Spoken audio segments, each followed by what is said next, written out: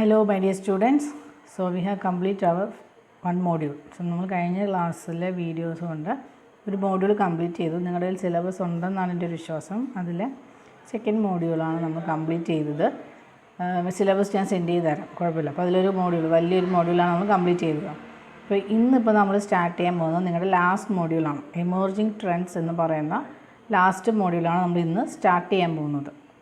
അതൊരു സിമ്പിൾ ചാപ്റ്ററാണ്, full theory മാത്രമുള്ള ഒരു പുതിയ ടെക്നോളജീസിലെയും പുതിയ ആപ്ലിക്കേഷൻസും ഒക്കെ ഡീറ്റെയിൽ ആയിട്ട് പറയുന്ന ചെറിയൊരു ചാപ്റ്ററാണ് എമർജിങ് ട്രെൻഡ്സ്. ഓക്കെ, അപ്പോൾ വേറൊരു കാര്യം പറയാനുള്ളത്, കഴിഞ്ഞ മോഡ്യൂളിൻ്റെ നോട്ട്സ് കംപ്ലീറ്റ് ചെയ്തിരിക്കണം. ഓക്കെ, അപ്പോൾ ഇന്ന് നമുക്ക് ഒരു ഗൂഗിൾ മീറ്റ് ഉണ്ടായിരിക്കും. ഇന്ന് വൈകിട്ട് ടൈം ഞാൻ അറിയിക്കാം. അതിൽ നിങ്ങളുടെ എല്ലാവരുടെയും നോട്ട്സ് കംപ്ലീറ്റ് ചെയ്തിട്ട് എനിക്ക് കാണണം, കഴിഞ്ഞ മോഡ്യൂളിൻ്റെ ഇപ്പോൾ വരുന്ന ഈ ക്ലാസ്സിൻ്റെ. ഓക്കെ, അപ്പോൾ നമുക്ക് പുതിയ മോഡ്യൂൾ സ്റ്റാർട്ട് ചെയ്യാം. Okay, emerging trends. Artificial intelligence is comprised of two words, artificial and intelligence, where artificial means man-made and intelligence means thinking power. Hence AI means a man-made thinking power. അതായത് AI ഇപ്പോൾ നമുക്ക് എല്ലാവർക്കും familiar ആണ് അല്ലേ. Artificial intelligence ആണ് ഇപ്പോഴത്തെ ടെക്നോളജീസിൽ ഏറ്റവും latest applications നടക്കുന്ന ഒരു ഏരിയയാണ് AI. നമ്മുടെ AI ലാബൊക്കെ കണ്ടിട്ടുണ്ടെങ്കിൽ നിങ്ങൾക്ക് മനസ്സിലാവും AIയുടെ ഇമ്പോർട്ടൻസും AIയിൽ ചെയ്യുന്ന മെഷീനറിയൊക്കെ അതിൻ്റെ ഇമ്പോർട്ടൻസും വേരിയൻസൊക്കെ നിങ്ങൾ നമ്മുടെ സ്കൂളിൽ ലാബിൽ കണ്ടിട്ടില്ലാത്തവരുണ്ടെങ്കിൽ ഇനി എപ്പോൾ സ്കൂളിൽ വന്നാലും അത് നമുക്ക് കാണണം, നമ്മുടെ AI lab. Okay, so AI എന്ന് പറയുന്നത് രണ്ട് ബ്രാഞ്ചിൻ്റെ കോമ്പിനേഷനാണ്. ഒന്ന് മാൻമെയ്ഡും പിന്നെ തിങ്കിങ് പവറും. ഓക്കെ, അതാണ് AI. Artificial intelligence exist there where a machine can have human based skills such as learning, reasoning and solving problems. അപ്പോൾ ആർട്ടിഫിഷ്യൽ ഇൻ്റലിജൻസിൻ്റെ ഇമ്പോർട്ടൻസ് എന്താണ്? ഒരു മെഷീനിൽ ഹ്യൂമൻ ബീയിങ് ചെയ്യുന്നത് പോലെയുള്ള കാര്യങ്ങൾ നമ്മൾ പ്രോഗ്രാമിംഗ് വഴി കൊടുത്തിട്ട് ഒരു മെഷീൻ ചെയ്യുന്നതാണ് ആർട്ടിഫിഷ്യൽ ഇൻ്റലിജൻസ്. അപ്പോൾ ഹ്യൂമൻ ബീയിങ്സിന് ഹെൽപ്പ് ഇല്ലാതെ ഹ്യൂമൻ ചെയ്യുന്ന കാര്യങ്ങൾ ഒരു മെഷീൻ വഴി ചെയ്യുന്നു. ആ ഒരു ടെക്നോളജിയാണ് ഈ ആർട്ടിഫിഷ്യൽ ഇൻ്റലിജൻസിൽ കവർ ചെയ്യുന്നത്.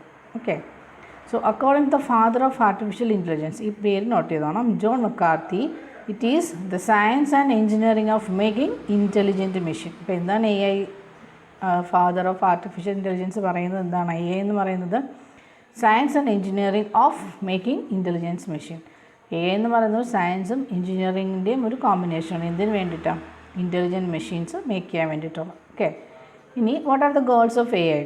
To create expert systems, the systems which holds intelligent behavior, learn, demonstrate, explain and advise its users. കണ്ട എന്തെല്ലാം കാര്യങ്ങളാണ് ഒരു എക്സ്പേർട്ട് സിസ്റ്റം, ഒരു AI വഴി വർക്ക് ചെയ്യുന്ന സിസ്റ്റമാണ് ഈ എക്സ്പേർട്ട് സിസ്റ്റത്തിൽ ചെയ്യുന്നത്. The system which hold intelligent behaviour. Intelligent behaviour എന്ന് പറയുന്നത് ആരുടെ ബിഹേവിയറാണ്? ഹ്യൂമൻ ബീങ്സിൻ്റെ ബിഹേവിയറാണ് ഇൻ്റലിജൻസി വരുന്നത്. അല്ലാതെ മെഷീൻ നോക്കിയിട്ട് ഇറ്റ്സ് ആൻ ഇൻ്റലിജൻറ്റ് മെഷീൻ എന്നാരെങ്കിലും പറയുമോ? ഇല്ല, അത് ഹ്യൂമൻ ബീങ്ങിനുള്ള ഒരു ക്രിയേച്ചറാണ്, അല്ലെങ്കിൽ അതിൻ്റെ ഒരു ഫീച്ചറാണ്. അപ്പോൾ So intelligent behavior, learn, demonstrate, explain and advise its users. ഇതെല്ലാം ഒരു ഹ്യൂമൻ ബീങ് ചെയ്യുന്ന കാര്യങ്ങളാണ്. ഇതെല്ലാം എങ്ങനെ ചെയ്യണം? ഒരു മെഷീൻ വഴി ചെയ്യണം. അതിനെയാണ് എക്സ്പേർട്ട് സിസ്റ്റം എന്ന് പറയുന്നത്. അപ്പോൾ ഇതെല്ലാം ചെയ്യുന്ന ഒരു സിസ്റ്റത്തിനെ ക്രിയേറ്റ് ചെയ്യുക എന്നുള്ളതാണ് AIയുടെ first main goal. Next, to implement human intelligence in machines. Okay, human ഇൻ്റലിജൻസിനെ എവിടെ അപ്ലൈ ചെയ്യണം? മെഷീൻസിൽ അപ്ലൈ ചെയ്യണം. എന്തിനൊക്കെ വേണ്ടിയിട്ട്?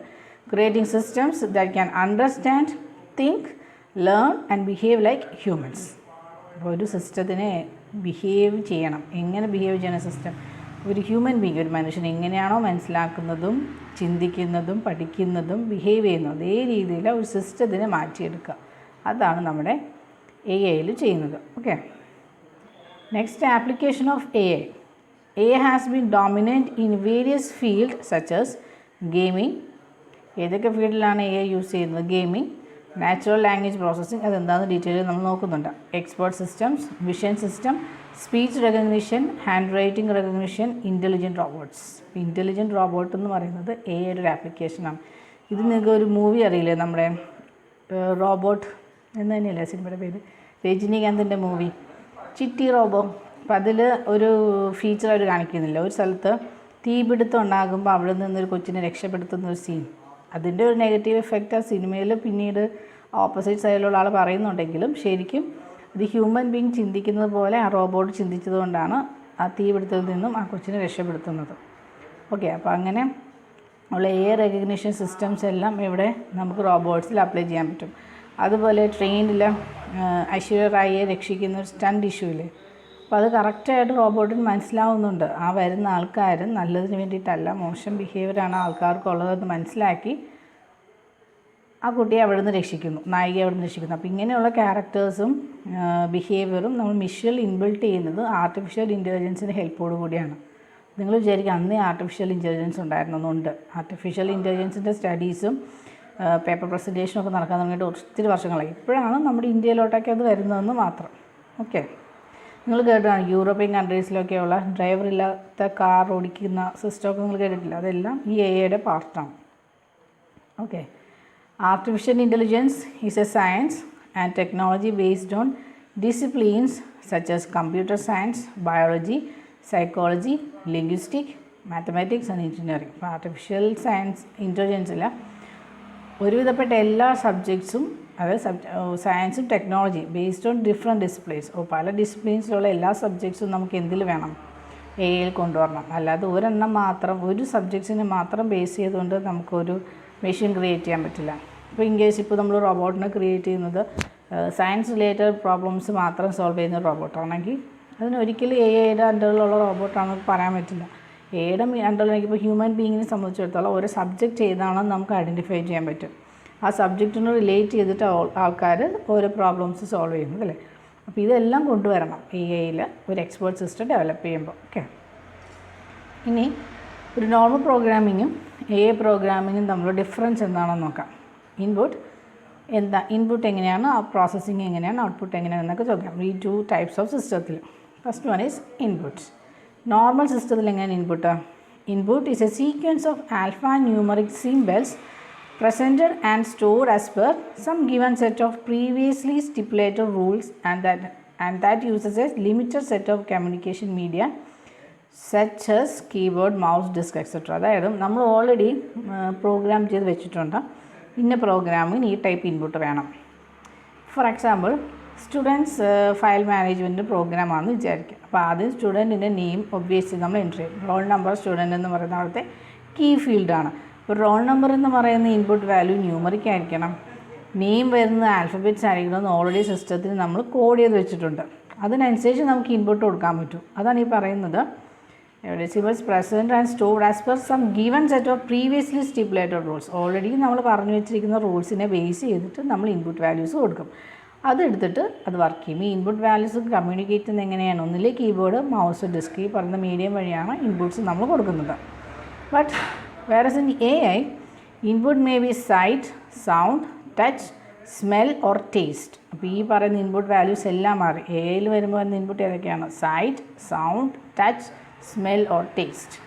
Site means 1-dimensional symbols such as typed text, 2-dimensional objects or 3-dimensional scenes. അപ്പോൾ ഡയമെൻഷണൽ സിംബൽസ് എന്ന് പറയുന്നത് 1-dimensional ആവാം, 2-dimensional ആവാം, 3-dimensional ആവാം. ഏത് ടൈപ്പ് ആണെങ്കിലും ഇതെല്ലാം 1 ഡയമെൻഷനിൽ നമുക്ക് കൊടുക്കാൻ പറ്റില്ല. ഒരിക്കലും നമ്മുടെ സൈറ്റിൻ്റെ വാല്യൂസ് 1 ഡയമെൻഷനിൽ നമുക്ക് ഇൻപുട്ട് ചെയ്യാൻ പറ്റില്ല.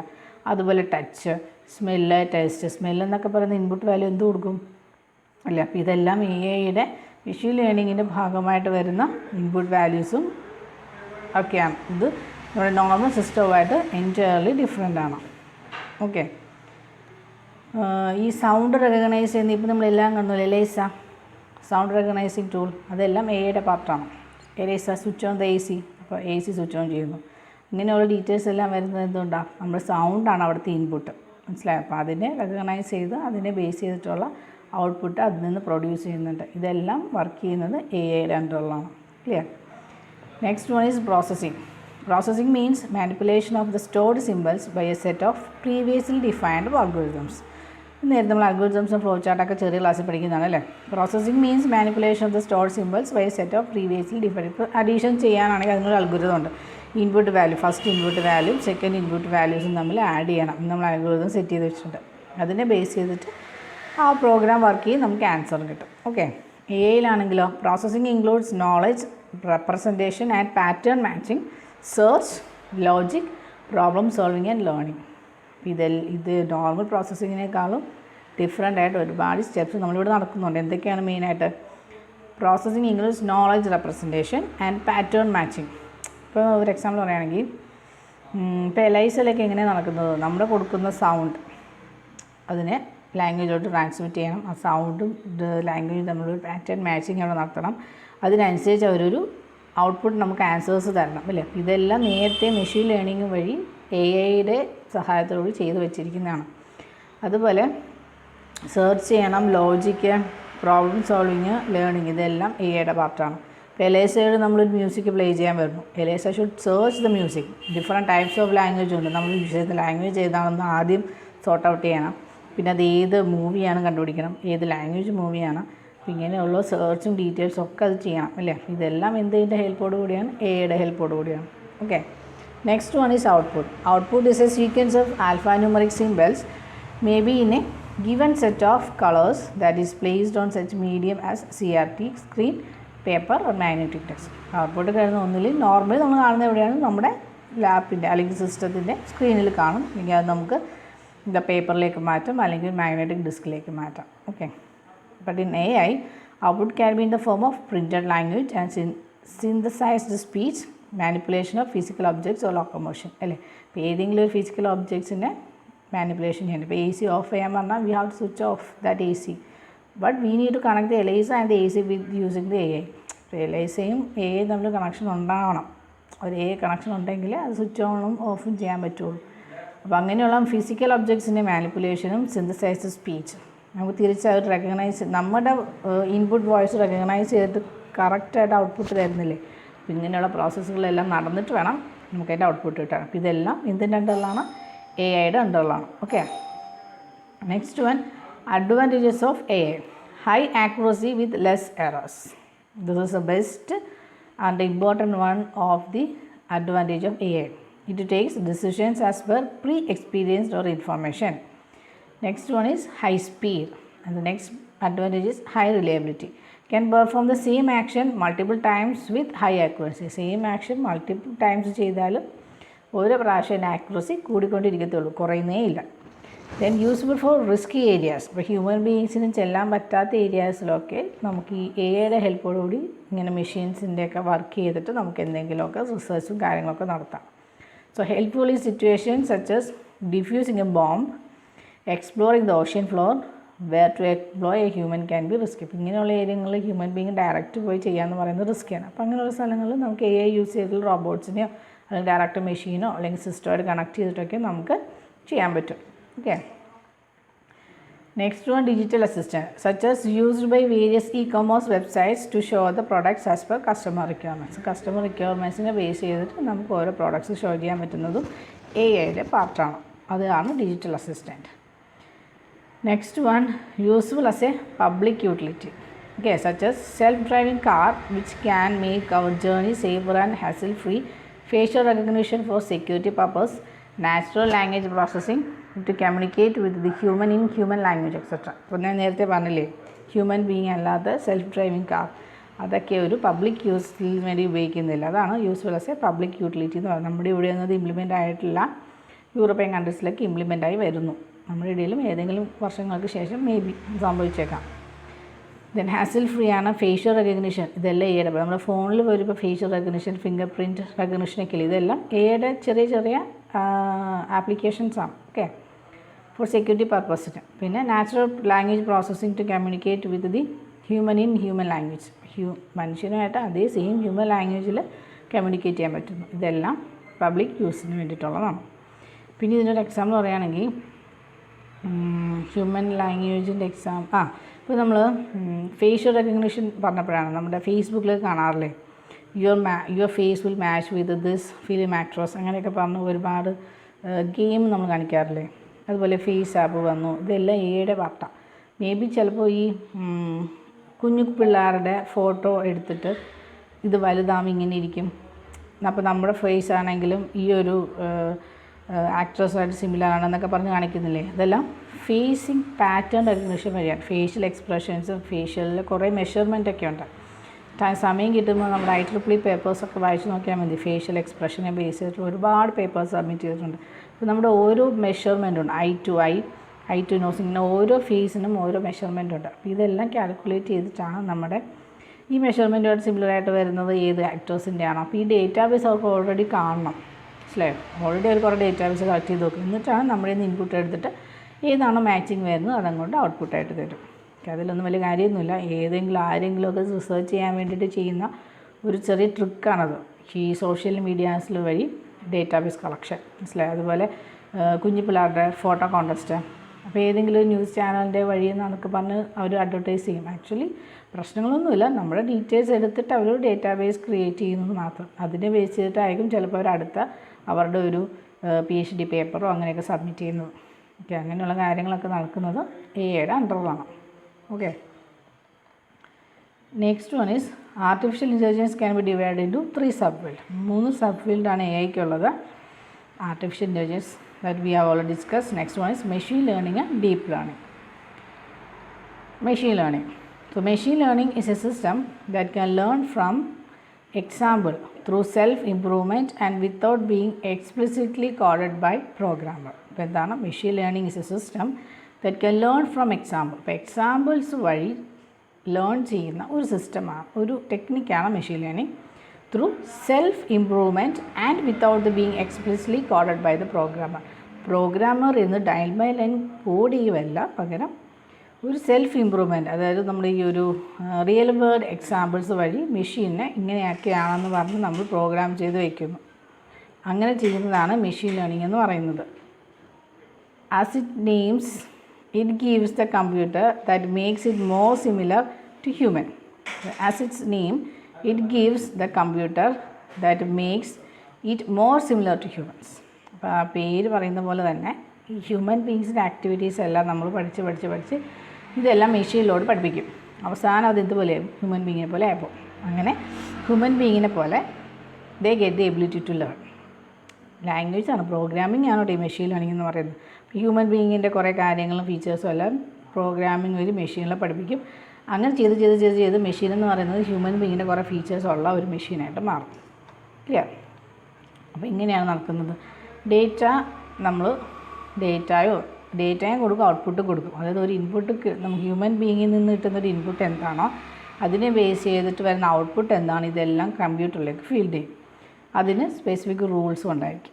അപ്പോൾ നമ്മൾ ഡേറ്റയും കൊടുക്കുകയാണെങ്കിൽ ആ റൂൾസിനെ ബേസ് ചെയ്തിട്ടുള്ള നമ്മൾ നേരത്തെ സ്റ്റോർ ചെയ്ത് വെച്ചിട്ടുള്ള ഒരു ഔട്ട്പുട്ട് അവർ മെഷീനിൽ നിന്ന് തരും. ഫോർ എക്സാമ്പിൾ ഇപ്പോൾ പറയുകയാണെങ്കിൽ, ഇപ്പോൾ ഹ്യൂമൻ ചിരിക്കുന്ന ഒരു ഫേസ് നമ്മൾ ഡേറ്റ ആയിട്ട് കൊടുക്കുന്നു, ഒരു ഫേഷ്യൽ എക്സ്പ്രഷൻ കൊടുക്കുന്നു. അപ്പോൾ നമ്മളത് വരയ്ക്കുന്നു, ഇറ്റ്സ് എ സ്മൈലിംഗ് ഫേസ് എന്നൊരു ഡേറ്റയും കൂടെ കമ്പ്യൂട്ടറിലേക്ക് കൊടുക്കും. ഓക്കെ, അപ്പോൾ ആ ഫേസ് ചിരിക്കുമ്പോൾ വരുന്ന ഫേസിലെ എക്സ്പ്രഷൻസ് എല്ലാം കാൽക്കുലേറ്റ് ചെയ്യും, മെഷർമെൻറ്റ്സ് എല്ലാം കാൽക്കുലേറ്റ് ചെയ്തിട്ട് വേറെ ഏത് ഫേസ് എക്സ്പ്രഷൻ നമ്മൾ കൊടുത്താലും, if it is a smiling face the measurement must be similar to the previous one. അപ്പോൾ നമ്മൾ ഓൾറെഡി ഫീൽ ചെയ്ത് വെച്ചിരിക്കുന്ന മെഷർമെൻറ്റ് ഏത് ഫേഷ്യൽ എക്സ്പ്രഷൻ്റെ സ്മൈലിംഗ് ഫേസ് ആണെങ്കിൽ ആ എക്സ്പ്രഷനുമായിട്ട് സിമിലർ ആയിരിക്കും. അപ്പോൾ അവർക്ക് മനസ്സിലാവും ഇറ്റ്സ് എ സ്മൈലിംഗ് ഫേസ്. മനസ്സിലായി? അങ്ങനെയൊക്കെയുള്ള ചെറിയ പ്രോഗ്രാംസൊക്കെ ഉണ്ട് AI. ഇപ്പോൾ നമ്മളൊരു ഫോട്ടോ, ഏതെങ്കിലും ഒരു ഫോട്ടോ, ഒരു ഫേസിൻ്റെ ചിലപ്പോൾ സീരിയസ് ആയിട്ടിരിക്കുന്നതാവാം, അല്ലെങ്കിൽ എന്തെങ്കിലും സങ്കടപ്പെട്ടിരിക്കുന്നതാവാം, പല ഇമോഷൻസും ഉണ്ടല്ലോ ഹ്യൂമൻ ബീങ്ങിന്. അപ്പോൾ അതെല്ലാം നമ്മൾ ഫേസും എക്സ്പ്രഷൻസും എല്ലാം കമ്പ്യൂട്ടറിൽ ഫീൽഡ് ചെയ്ത് നോക്കും. പിന്നീട് എപ്പോഴെങ്കിലും അങ്ങനെ ഒരു പ്രോഗ്രാം ചെയ്യേണ്ടി വന്ന് അവർ മെഷർമെൻറ്റുമായിട്ട് കമ്പയർ ചെയ്തിട്ട് ഏതാണെന്ന് വെച്ചാൽ അത് ഔട്ട്പുട്ട് തരും. Okay, next one applications of machine learning. Machine ലേണിങ്ങിൻ്റെ ആപ്ലിക്കേഷൻസ് എവിടെയൊക്കെയാണ് വരുന്നതെന്ന് നോക്കാം. ഇമേജ് റെക്കഗ്നിഷൻ, നേരത്തെ പറഞ്ഞ പോലെ ഒരു ഇമേജ് റെക്കഗ്നിഷൻ, സ്പീച്ച് റെക്കഗ്നിഷൻ, അത് LIC ഒരു എക്സാമ്പിളാണ്. Traffic prediction, product recommendations, self driving cars, email spam and malware filtering. അതായത് ഈ വരുന്ന ഇമെയിൽ സ്പാം ആണോ ഈ മാൽവെയർ ആണോ അല്ലാതെ നോർമൽ ഇമ്പോർട്ടൻറ്റ് മെയിലാണോ എന്നൊക്കെയുള്ള ഫിൽറ്ററിങ് AI വഴി ചെയ്യുന്നുണ്ട്. ഇപ്പോൾ virtual personal assistant, online fraud detection, stock market trading, medical diagnosis, automatic language translation, ഇതൊക്കെയാണ് മെഷീൻ ലേണിംഗ് ആപ്ലിക്കേഷൻസ്. മെഡിക്കൽ ഡയഗ്നോസിസിലൊക്കെ ഇപ്പോൾ വൈഡ്ലി യൂസ് ചെയ്യുന്നുണ്ട്. Okay, next one how machine learning works. ഇപ്പോൾ machine learning എന്ന് പറയുന്നത് 2 ടൈപ്പ് ഉണ്ട്, അൺസൂപ്പർവൈസ്ഡ് ലേണിങ്ങും supervised ലേണിങ്ങും. Unsupervised means group and interpret data based only on input data. Okay, അപ്പോൾ group and interpret data based on input. ചുമ്മാ നമ്മൾ ഇപ്പോൾ റൂൾസ് ആൻഡ് റെഗുലേഷൻസ് ഒന്നും ഇല്ലാതെ ഇൻപുട്ട് ഡേറ്റയെ ഗ്രൂപ്പ് ചെയ്യും, അതിൽ നിന്നൊരു ഡേറ്റ നമ്മൾ ഇൻ്റർപ്രറ്റ് ചെയ്തെടുക്കും, എന്നിട്ട് അതിനൊരു ക്ലസ്റ്ററാക്കി മാറ്റും. അത് പ്രത്യേകിച്ച് ഒരു വെറുതെ ഒരു ഗ്രൂപ്പ് ചെയ്തിട്ട് എന്തെങ്കിലും ഒരു ഫീച്ചറിൻ്റെ പേരിൽ ഒരു ക്ലസ്റ്റർ ആക്കി മാറ്റും. അത് അൺസൂപ്പർവൈസ്ഡ് ലേണിംഗ്. പ്രത്യേകിച്ച് ഇന്ന ക്രൈറ്റീരിയയുടെ ബേസിലാണ് നമ്മൾ ഗ്രൂപ്പ് ചെയ്യുന്ന കണ്ടീഷൻ ഇല്ല. Next one supervised learning. Develop predictive model based on both input and output data. ഇപ്പോൾ ഒരു പ്രഡിക്ഷൻസ് നമ്മളോട് കൊടുക്കുന്നുണ്ട്. It will develop a predictive model based on both input and output ഡേറ്റയും ഇൻപുട്ട് ഡേറ്റയും ബേസ് ചെയ്തിട്ട് ഒരു പ്രെഡിക്റ്റീവ് മോഡൽ അവർ കൊണ്ടുവരും. അതിന് രണ്ട് ഡിവൈഡ് ചെയ്യാം, ക്ലാസിഫിക്കേഷൻ എന്നും റിഗ്രഷൻ എന്നും. ഓക്കെ, ഇത്രയും മാത്രം ഓർത്ത് വയ്ക്കാം. നെക്സ്റ്റ് വൺ ക്ലസ്റ്ററിങ് എന്താണ്? It's the most common unsupervised learning technique. It is used for exploratory data analysis to find hidden patterns or grouping in the data. Applications for cluster analysis include gene sequence analysis, market research and object recognition. Clustering is the most common unsupervised learning method. അത് exploratory ഒരു വേഗമായിട്ടുള്ള data analysis. അപ്പോൾ ആ ഡേറ്റയിൽ hidden ചെയ്തിരിക്കുന്ന patterns എന്തൊക്കെയാണ്, grouping എന്തൊക്കെയാണെന്നൊക്കെയുള്ളൊരു ഒരു ഒരു എന്താ പറയുക, ഒരു ഫസ്റ്റ് നമ്മളൊരു സ്റ്റഡി നടത്തുന്ന പോലെ ഒരു പ്രൈമറി സ്റ്റഡി എന്ന് പറയാൻ പറയാം. അതിനെയാണ് ക്ലസ്റ്ററിങ് എന്ന് പറയുന്നത്. പിന്നെ ആപ്ലിക്കേഷൻസ് ഓഫ് ക്ലസ്റ്റർ അനാലിസിസ് എവിടെയൊക്കെയാണ്? Gene sequence analysis, market research and object recognition. ഈ ഒരു ഏരിയാസിലാണ് നമ്മൾ ഈ നോർമൽ സാധാ ക്ലസ്റ്ററിങ് ഉപയോഗിക്കുന്നത്. Next one is classification. This technique predict discrete responses. For example, whether an email ആണ്, whether an email is genuine or spam, or whether a tumor is cancerous or benign. അതായത് ഒരു genuine ആയിട്ട് രണ്ടായിട്ട് divide ചെയ്യണം class. Good or bad, positive or negative, ആ രണ്ട് രീതിയിൽ നമുക്ക് കറക്റ്റായിട്ട് ക്ലാസിഫൈ ചെയ്യണം. അത് ഞാൻ ക്ലാസിഫൈ ചെയ്യാം. അതിനൊരു എക്സാമ്പിളാണ് ഒരു ഇമെയിൽ എന്ന് പറയുന്നത് ജെന്യുവൻ ആണോ സ്പാം ആണോ എന്ന് ഡിവൈഡ് ചെയ്യുക. അല്ലെങ്കിൽ ഒരു ട്യൂമർ എന്ന് പറഞ്ഞാൽ ശരിക്കും അത് ക്യാൻസറസ് ആണോ അല്ലെങ്കിൽ ജസ്റ്റ് ഒരു ഗ്രോത്ത് മാത്രമാണോ അതൊരു ബിനിയൻ ആണോ എന്ന് നമ്മൾ ഡിവൈഡ് ചെയ്യണം. ഒരു പ്രോബ്ലം കിട്ടിയാൽ യെസ് ഓർ നോ പോലെ ക്ലാസിഫൈ ചെയ്ത് വെക്കണം. അതിനെയാണ് ക്ലാസിഫിക്കേഷൻ എന്ന് പറയുന്നത്. Next one is regression. This techniques predict continuous response. ഒരു കണ്ടിന്യൂസ് റെസ്പോൺസിന് പ്രഡിക്റ്റ് ചെയ്യാനാണ് റിഗ്രഷൻ എന്ന് പറയുന്നത്. For example, changes in temperature or fluctuations in power demand. മറ്റേ ടെമ്പറേച്ചർ എന്ന് പറയുന്നത് എന്താ, കണ്ടിന്യൂസ്ലി ചേഞ്ചിങ് ആണ്. ഇപ്പം നോക്കുമ്പോൾ ടെമ്പറേച്ചർ ആയില്ല, ഒരു മണിക്കൂർ കഴിഞ്ഞ് വരുന്നു. അപ്പം അങ്ങനെ ചേഞ്ചിങ് ചെയ്തുകൊണ്ടിരിക്കുന്ന ഡീറ്റെയിൽസിനെ ബേസ് ചെയ്തിട്ടുള്ളതാണ് റിഗ്രഷൻ എന്ന് പറയുന്നത്. അപ്പോൾ ഈ സൂപ്പർവൈസ്ഡ് ലേണിങ്ങിലാണ് ക്ലാസിഫിക്കേഷൻ റിഗ്രഷൻ വരുന്നത്. മറ്റേത് ഇതൊന്നുമില്ല, എന്തെങ്കിലും ഒരു ഡേറ്റ ബേസ് ചെയ്തിട്ട് നമ്മൾ ഡിവൈഡ് ചെയ്ത് കൊടുക്കും. Okay, next one natural language processing. So NLP is a way of computers to analyze, understand and derive meaning from human language such as English, Spanish, Hindi, etc. അപ്പോൾ ലാംഗ്വേജസിനെ base ചെയ്തിട്ട് കമ്പ്യൂട്ടറിനെ നമ്മൾ കൊടുക്കുന്ന എന്താണോ input അത് ലാംഗ്വേജസിനെ base ചെയ്തിട്ട് analyse ചെയ്യാനും understand ചെയ്യാനും പറ്റണം. അതിൽ നിന്ന് മീനിങ് ഡെറൈവ് ചെയ്തെടുക്കണം. Okay, it is the technology that is used by the machines to understand, analyse, manipulate and interpret humans language. Okay, അതായത് മെഷീനിന് പറ്റുന്ന മെഷീൻ്റെ ഒരു ടെക്നോളജിയാണ് ഹ്യൂമൻ ലാംഗ്വേജിൽ അണ്ടർസ്റ്റാൻഡ് ചെയ്യാനും മാനിപ്പുലേറ്റ് ചെയ്ത് ഇൻ്റർപ്രറ്റ് ചെയ്യാനും ഒക്കെ മെഷീനിന് പറ്റുന്ന ഒരു ടെക്നിക്ക്. അതാണ് നാച്ചുറൽ ലാംഗ്വേജ് പ്രോസസ്സിങ്. ഇനി ഇതിൻ്റെ കമ്പോണൻറ്റ്സ് എന്തൊക്കെയാണ്? NLU, natural language understanding, then natural language generation. നമ്മൾ കൊടുക്കുന്ന ഇൻപുട്ട് അണ്ടർസ്റ്റാൻഡ് ചെയ്തിട്ട് അതിനനുസരിച്ചുള്ള ഔട്ട്പുട്ട് ജനറേറ്റ് ചെയ്യാം. ഇനി ഇതിൻ്റെ ഓരോരുത്തരും അഡ്വാൻറ്റേജ് നോക്കാം. So NLP helps to get a direct response within seconds. NLP offers exact answer to the question. അപ്പോൾ നമ്മൾ കൊടുക്കുന്ന എന്താണോ നമ്മുടെ ഇൻപുട്ട് ക്വറി, നമ്മുടെ വോയിസ് കൊടുക്കുന്നത് അതിൻ്റെ എക്സാക്റ്റ് ആൻസർ അവർ തരും. NLP helps to communicate with humans in their language. It is very time efficient. ഇതിൻ്റെ എക്സാമ്പിൾ നമ്മുടെ LIC കൊടുത്താൽ മതി കേട്ടോ. To improve the efficient. നമ്മൾ എന്താണോ പറഞ്ഞത്, AC ഓൺ ചെയ്യാൻ പറഞ്ഞാൽ ഓൺ ചെയ്യണം, അല്ലാതെ ഓഫ് ചെയ്യല്ല. ഓൺ ചെയ്യാൻ പറയുമ്പോൾ ഓൺ തന്നെ ചെയ്യണം. അത് ഓഫ് ചെയ്താൽ അവിടെ ടെക്നോളജി എററാണ്. ഇതെല്ലാം കാര്യമായിട്ട് തന്നെ NLP ചെയ്യുന്നുണ്ട്. It is very time efficient.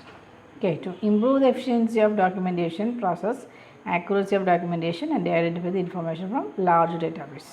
ഇപ്പോൾ ലാർജ് ഡേറ്റാബേസിൽ നിന്നുള്ള ഡേറ്റാസ് ആണെങ്കിൽ പോലും കറക്റ്റായിട്ട് ആക്യുറേറ്റ് ആയിട്ട് ഡേറ്റാസ് പ്രൊഡ്യൂസ് ചെയ്യാൻ പറ്റണം, ഔട്ട്പുട്ട് ഡേറ്റാസ് പ്രൊഡ്യൂസ് ചെയ്യാൻ പറ്റണം. Okay, then applications of NLP: question answering, spam detection, sentiment analysis, machine translation, spelling correction, speech recognition, chat bot. ഇതൊരു ചാറ്റ് ബോട്ട് എന്തൊക്കെയാണെന്നൊക്കെ സെർച്ച് ചെയ്താൽ കിട്ടും കേട്ടോ. ഒരു എന്താ പറയുക, നമ്മൾ ചാറ്റ് ചെയ്യുന്നില്ല, ടെക്സ്റ്റ് മെസ്സേജൊക്കെ ചാറ്റ് ചെയ്യുന്ന പോലെ തന്നെയുള്ള ഒരു പൈത്തണിലൊക്കെ ചെയ്യാൻ പറ്റുന്ന ഒരു ആപ്ലിക്കേഷനാണ് AIയുടെ chat bot. Then information extraction. Okay, ഇതൊക്കെയാണ് NLPയുടെ applications. Okay, and immersive experience puts a person in to a new or augmented reality. Enhancing every day life by technology. അല്ലേ, ഓരോ ദിവസത്തെ ലൈഫ് നമ്മൾ ടെക്നോളജി ഡെവലപ്പ് ചെയ്യുന്നതനുസരിച്ച് മാറിക്കൊണ്ടിരിക്കുകയാണ്. ഓഗ്മെൻറ്റഡ് റിയാലിറ്റി കേട്ടിട്ടില്ല? Augmented reality. Okay, it often use one or more technologies link together. അപ്പോൾ അതിന് വേണ്ടിയിട്ടൊക്കെ ഒരു ടെക്നോളജി ആവും, അല്ലെങ്കിൽ അതിലെ ടെക്നോളജീസ് കണക്ട് ചെയ്തിട്ടൊക്കെ ആയിരിക്കാം പുതിയ ടെക്നോളജികൾ ഡെവലപ്പ് ചെയ്യുന്നത്. The 3 pillars of immersive experience are visual quality, sound quality and intuitive reaction. Intuitions ഒക്കെ ഇല്ലേ, കുറേ ഇൻറ്റ്യൂഷൻസിനെ ബേസ് ചെയ്തിട്ട് വിഷ്വൽ ക്വാളിറ്റി, സൗണ്ട്, ഇതെല്ലാം കൂടെ കമ്പൈൻ ചെയ്തെങ്കിൽ മാത്രമേ നമുക്കൊരു ഇമേഴ്സീവ് എക്സ്പീരിയൻസ് കിട്ടുള്ളൂ. Okay, full emotion can only be achieved by simultaneously applied all these 3. Full emotion achieve ചെയ്യണമെന്നുണ്ടെങ്കിൽ ഈ 3 കാര്യങ്ങളും മാറി അല്ലെങ്കിൽ എല്ലാം ഒന്നിച്ച് അപ്ലൈ ചെയ്യുന്ന സിറ്റുവേഷൻ ഉണ്ടാകും, ഇതിൽ 2 വേണ്ട സിറ്റുവേഷൻസ് ഉണ്ടാകും. അപ്പോൾ ഇതെല്ലാം കറക്റ്റായിട്ട് ഐഡൻറ്റിഫൈ ചെയ്തിട്ട് ഇതിൻ്റെ ഒരു കറക്റ്റ് എഫക്റ്റ് ഹ്യൂമൻ ബീങ്സിന് അല്ലെങ്കിൽ മെഷീൻസിന് കൊണ്ടുവരിക. അതാണ് ഇതിൻ്റെ മെയിനായിട്ടുള്ള സംഭവം. ഇനി എങ്ങനെയാണ് ഓഗ്മെൻറ്റഡ് റിയാലിറ്റി വർക്ക് ചെയ്യുന്നതെന്ന് നോക്കാം. എന്തൊക്കെയാണ് ഓഗ്മെൻറ്റഡ് റിയാലിറ്റിയിലുള്ളത്? So it involves technologies like SLAM, simultaneous localization and mapping, depth tracking, briefly a sensor data calculating the distance of the object and the following commands. അപ്പോൾ ഓഗ്മെൻറ്റഡ് റിയാലിറ്റിയിൽ എന്തൊക്കെ വേണം? ലോക്കലൈസേഷനും അതിൻ്റെ മാപ്പിങ്ങും വേണം. പിന്നെ അതുമായിട്ടുള്ള ഡിസ്റ്റൻസ് കാൽക്കുലേഷൻ, സെൻസറും ഡേറ്റ ആയിട്ടുള്ള calculations അവിടെ വേണം, distance. Okay, ഇനി അതിൽ വരുന്ന കമ്പോണൻസ് എന്തൊക്കെയാണെന്ന് നോക്കാം. Cameras and sensors collecting the data about users interactions and sending it for processing. അതിന് വേണ്ടിയിട്ട് എന്തൊക്കെ വേണം? ക്യാമറയും സെൻസറും വേണം. സെൻസർ എന്തൊക്കെയാണ്? നമ്മുടെ ഐ ഡിറ്റക്ഷൻ ചെയ്യാനും ഫിംഗർ ടിപ്സ് ഒക്കെ ഉണ്ടെങ്കിൽ അതിൻ്റെ ഫിംഗർ പ്രിൻ്റ് ഒക്കെ ഉണ്ടെങ്കിൽ അതെല്ലാം ഡിറ്റക്ട് ചെയ്യാൻ വേണ്ടിയിട്ട് സെൻസേഴ്സ്. പിന്നെ വിഷ്വൽസ് ക്യാപ്ചർ ചെയ്യാൻ വേണ്ടിയിട്ട് ക്യാമറ വേണം. Then processing. AR device eventually should act like little computers to be able to measure speed, angle, direction, orientation, space and so on. Processing എന്നപ്പോൾ ഇതിനെല്ലാത്തിൻ്റെ ബേസ് ചെയ്തിട്ട് ഈ പറഞ്ഞ മെഷർമെൻ്റ് എല്ലാം പ്രോസസ്സ് ചെയ്തെടുക്കണം. Next one, projection. This refers to a miniature projector on AR headset which takes data from sensors and projects digital content. അപ്പോൾ ഇതിന് വേണ്ടിയിട്ട് AR ഹെഡ്സെറ്റും എല്ലാം യൂസ് ചെയ്തിട്ട് ഇതിൻ്റെ ഒരു പ്രൊജക്ടറിൽ നമ്മൾ എങ്ങനെയോ ഡീറ്റെയിൽസ് കാണുന്നത് അതുപോലെ ഈ ഡീറ്റെയിൽസ് എല്ലാം പ്രൊജക്റ്റ് ചെയ്യിക്കണം. Next one is reflection. Some AR devices have mirrors to assist human eyes to view virtual images. അപ്പോൾ ചില AR ഡിവൈസിന് ഹ്യൂമൻ മിറേഴ്സും ഉണ്ട്. അത് നമ്മുടെ ഹ്യൂമൻ ഐ അസിസ്റ്റ് ചെയ്തിട്ട് വിർച്വൽ ഇമേജ് കാണും. പക്ഷെ നമ്മൾ ഒറിജിനൽ എന്തോ കാണുന്നുണ്ട്, പക്ഷെ അത് ഒറിജിനലല്ല, വിർച്വലാണ്. ഇത് ഏതോ ഒരു മൂവിയിൽ, ഇപ്പോൾ പല ഇംഗ്ലീഷ് മൂവീസിൽ, പേര് എനിക്ക് ഓർമ്മയില്ല ആ മൂവിയുടെ ഒന്നും, പല ഇംഗ്ലീഷ് മൂവിയിലും മലയാളം മൂവിയിലും ഒക്കെ ഇങ്ങനെ കാണിക്കുന്നുണ്ട് വിർച്വൽ റിയാലിറ്റി. ഒരു മലയാളം മൂവിയിൽ മോഹൻലാൽ ഇങ്ങനെ സ്പേസ് മീൻസ് ഇങ്ങനെ വെറുതെ ഇങ്ങനെ കൈകൊണ്ട് വരച്ച് ഓരോ കാര്യങ്ങളൊക്കെ ചെയ്യുന്നൊരു മൂവിയുണ്ട്, മറന്നുപോയ പേര്. നിങ്ങൾ സെർച്ച് ചെയ്താൽ മതി ഈ ഓഗ്മെൻറ്റഡ് റിയാലിറ്റി യൂസ് ചെയ്യുന്ന മൂവീസ്. വെറുതെ ഗൂഗിൾ ചെയ്ത് നോക്കാൻ കുറേ ലിസ്റ്റ് കിട്ടും കേട്ടോ. അതിൻ്റെയൊക്കെ ചെറിയ ചെറിയ വീഡിയോസൊക്കെ കാണും, അതൊക്കെ എടുത്ത് നോക്ക്, എന്താണ് ഓഗ്മെൻറ്റഡ് റിയാലിറ്റി എന്ന് മനസ്സിലാവും. Then applications of AR. Most popular applications of AR is gaming. Mainly ഇതെവിടെ യൂസ് ചെയ്യുന്നത്? ഗെയിമിങ്ങിലാണ്. New AR games provide much better experience to players. Some even promote a more active out going way of life. Pokemon Go, ഈ ഗെയിമൊക്കെ നിങ്ങൾ കേട്ട് പരിചയമാണ്. Gaming ഒന്നും എനിക്ക് വലിയ പരിചയമില്ല. ഇതൊക്കെയാണ് നമ്മുടെ മെയിനായിട്ട് ഗെയിമിങ്ങിൽ ARൻ്റെ ആപ്ലിക്കേഷൻ ഗെയിമിങ്ങിലാണ്. നമ്മൾ ഒറിജിനലി ഇരുന്ന് ഇപ്പോൾ ഡ്രൈവിംഗ് ഗെയിമൊക്കെ ആണെങ്കിൽ നമ്മൾ ആ സീറ്റിൽ ഇരുന്ന് ഡ്രൈവ് ചെയ്യുമ്പോൾ നമ്മൾ ശരിക്കും ആ ഒരു ഫീൽഡിലൂടെയൊക്കെ പോകുന്നൊരു എഫക്റ്റും ഫീലൊക്കെ കാണത്തില്ല. ഇതെല്ലാം ഓഗ്മെൻറ്റഡ് റിയാലിറ്റിയുടെ പാർട്ടാണ്.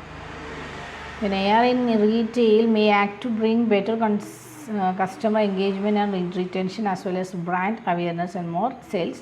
Some features may also help customers make wiser purchases, providing product data with 3D models of any size or color.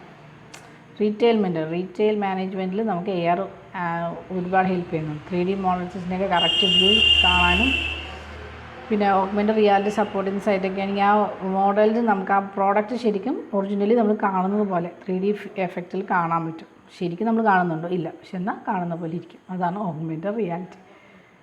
Okay, അപ്പോൾ നമുക്ക് ഓഗ്മെൻറ്റഡ് റിയാലിറ്റി കൊണ്ട് നിർത്താം. അപ്പോൾ വായിച്ച് നോക്കുക, നോട്ട് കംപ്ലീറ്റ് ചെയ്യുക, ഡൗട്ട്സ് ഉണ്ടെങ്കിൽ ചോദിക്കുക. ഓക്കെ, അപ്പോൾ കറക്റ്റായിട്ട് വായിച്ചു പോകണം. ഇത് ഇൻട്രസ്റ്റിംഗ് ചാപ്റ്റർ അല്ലേ? നിങ്ങൾ ചുമ്മാ ഗൂഗിളിൽ നോക്കുക augmented reality applications in movies. അപ്പോൾ കുറേ മൂവീസിൽ ഇതിൻ്റെയൊക്കെ ആപ്ലിക്കേഷൻസ് കാണാൻ പറ്റും. അതുപോലെ AI യൂസ് ചെയ്തിട്ടുള്ള മൂവി ഏതൊക്കെയാണെന്ന് നോക്കുക. ഫീൽഡുകളൊക്കെ നോക്കാം. അപ്പോൾ നിങ്ങൾക്ക് കുറച്ചുകൂടെ ഇൻട്രസ്റ്റ് കിട്ടും ഈ ചാപ്റ്റർ പഠിക്കാൻ. ഞാൻ ഈ മൂവിയുടെ പേര് മറന്നു, ഓർത്ത് വെച്ചിട്ടുള്ള ക്ലാസ് പറയാൻ കേട്ടോ, കണ്ടുപിടിച്ച് കിട്ടുവാണെങ്കിൽ. അല്ലെങ്കിൽ നിങ്ങളൊന്ന് ഗൂഗിൾ ചെയ്ത് നോക്കിയാൽ മതി. അപ്പോൾ ഇത് വായിക്കുക, നോട്ട്സ് കംപ്ലീറ്റ് ചെയ്യുക, പഠിക്കുക, ഡൗട്ട്സ് ഉണ്ടെന്ന് ചോദിക്കുക. Okay, take care and bye bye. Thank you.